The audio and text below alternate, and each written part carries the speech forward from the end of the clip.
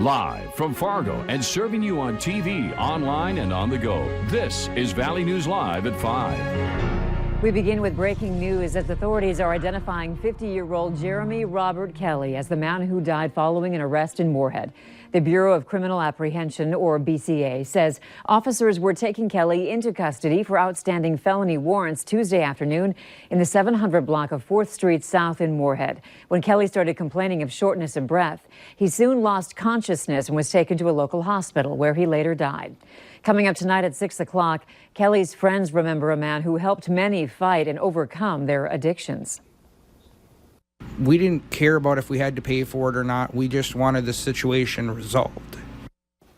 2 people contacted our whistleblower hotline to say they found mold on a plate served at a Fargo sushi restaurant. But the owner is pushing back against those allegations. He says his place has passed every health inspection. Valley News Team's Joshua Pagero digs into the restaurant's history to get to the bottom of what exactly was on that plate.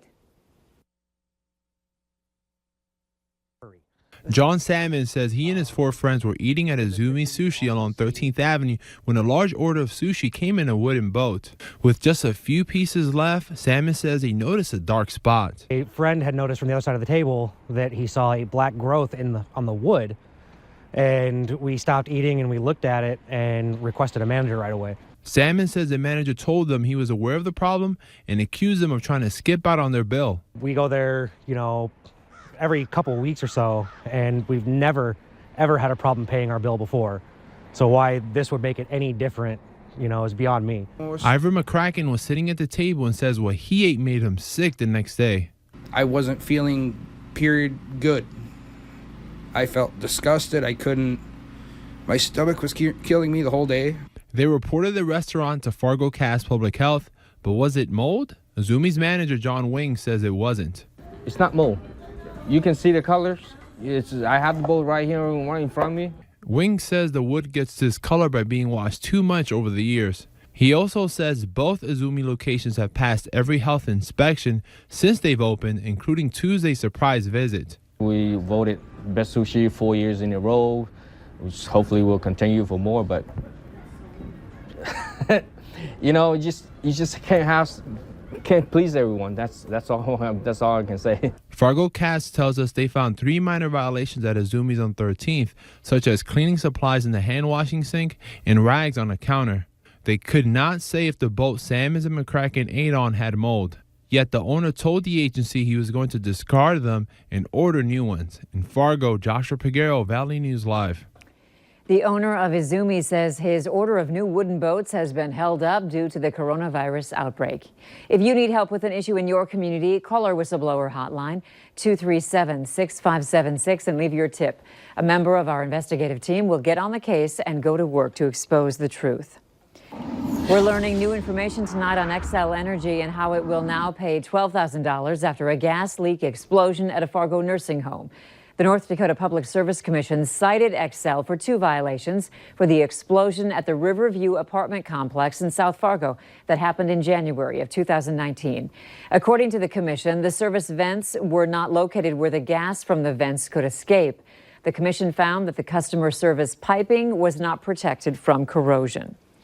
We finally made it. The temps will be climbing from here on out. The wind, however, could die down any day now based on what we're seeing right now. Let's head over to the First Alert Storm Team for your no-wait weather planner. Hutch? Yes, small dogs and, well, even folks walking around out there became difficult with those gusts today, exceeding 50 miles per hour in Cooperstown, in Fargo, Moorhead, 48-mile-per-hour gusts today in Grand Forks. Right now, winds are still gusting over 40 miles per hour in Fargo, and in Fergus Falls, still nearly 50 miles per hour.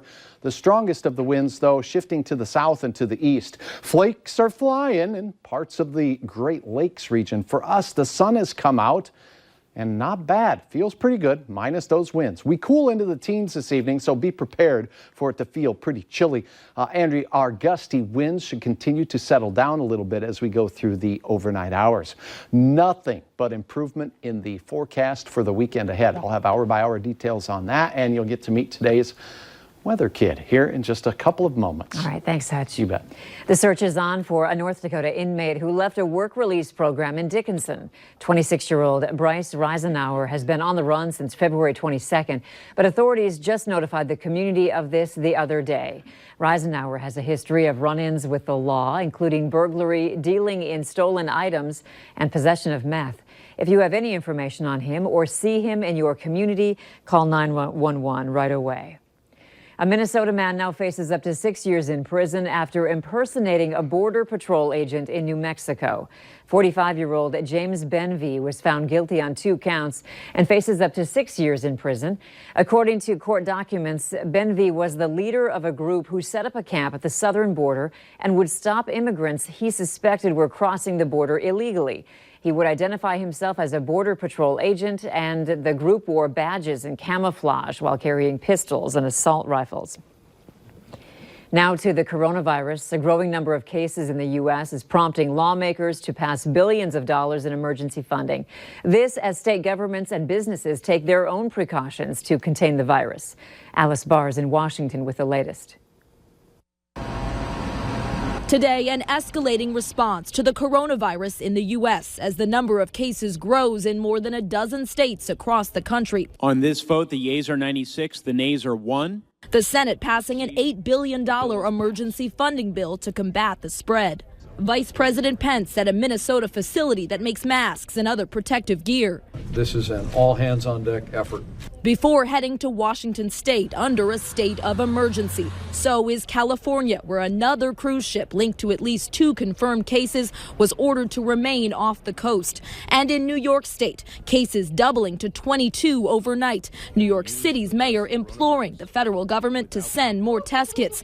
The Trump administration says they're working on it. But do not be surprised if you hear concerns, a doctor saying, I have a patient, I don't know how to get this done. Their expectation is that the commercial production of tests in a very short period of time should reach 1 million. As health officials urgently warn people showing symptoms to stay home from work, President Trump stirred controversy by saying this on Fox News. Some of them go to work, but they get better.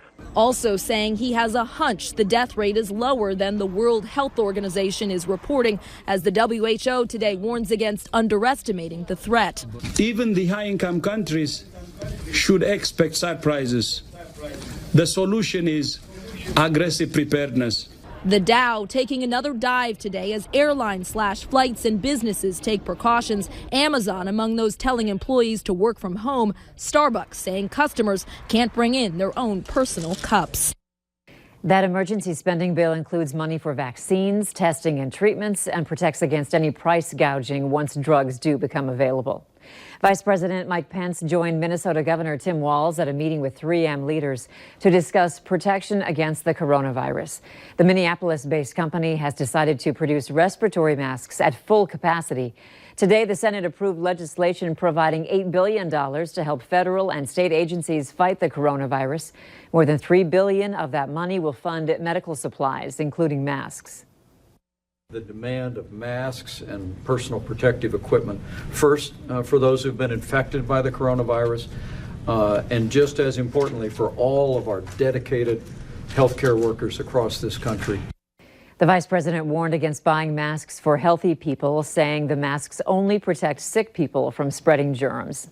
Massachusetts Senator Elizabeth Warren is now ending her presidential campaign, but she has not announced an endorsement yet. Warren's decision comes on the heels of her third-place finish in her home state on Super Tuesday, when the senator also struggled for viability in other states. She did not finish in the top 2 in any states during her time in the campaign.